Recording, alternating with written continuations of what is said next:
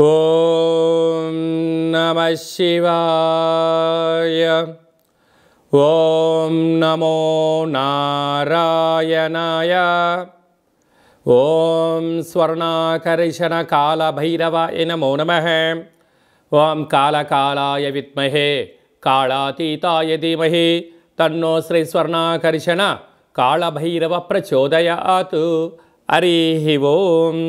మా ఛానల్కి స్వాగతం. చూస్తున్న వీక్షకులకు ప్రేక్షకులకు ప్రియ కాళభైరవ భగవద్బంధులకి స్వాగతం పలుకుతూ మమ్మల్ని ఎంతగానో ఆదరిస్తూ ఉండబడినటువంటి ప్రియ సోదర సోదరీమణులకు అందరికీ కూడా నూతన ఆంగ్ల సంవత్సర శుభాకాంక్షలు. 2025వ సంవత్సరానికి స్వాగతం పలుకుతూ ఈ 2025వ సంవత్సరంలో అందరికీ శుభం జయం లాభం జరగాలని కోరుకుంటూ అందరిపైనను నరదృష్టి నివారణ అదృష్టాన్ని కలిగించేటువంటి కాళభైరవ స్వామికి ఆశీర్వాదాలను కోరుకుందాం. అలాగనే 2025 1-2-4-6 అనేటువంటి పరిస్థితుల ప్రకారంగా పూర్తిగా కలిపినట్లయితే 5-4-9 అవ్వడం వలన విశేషమైన పూర్ణ సంఖ్య అంటారు. 2025ని పూర్ణ సంఖ్య అంటారు. తారీఖును నెలను కలిపినట్లయితే 11 సంఖ్య మంచి లాభ సంఖ్య రాబోతుంది.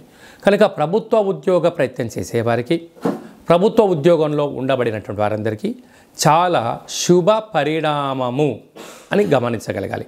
అలాగనే మనకు ఈ 2025వ సంవత్సరము బుధవారం రోజు ప్రారంభమవడం, ఉత్తరాషాఢ నక్షత్రం అవ్వడం వలన విపరీతమైన రాజయోగం అందరికీ కలిసి వస్తుంది అని చెప్పగలగాలి. అలాగా 9 సంఖ్య పూర్ణ సంఖ్య అవడం వలన అనేక మందికి లక్కీ నెంబర్ కూడా 9 సంఖ్య.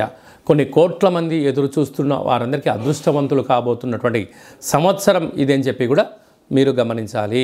కనుక ఈ 2025వ సంవత్సరంలో ప్రారంభ కాలంలో ద్వాదశ రాశుల్లో గ్రహ గమనాల్ని ఒకసారి వీక్షింపచేద్దాం.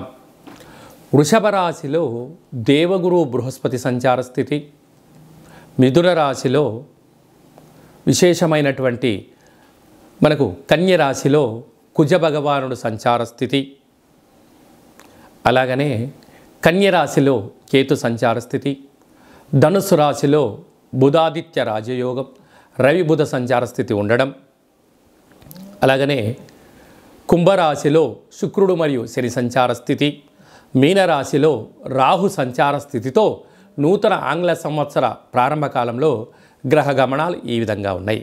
అందరికీ ముందస్తుగా నూతన ఆంగ్ల సంవత్సర శుభాకాంక్షలు.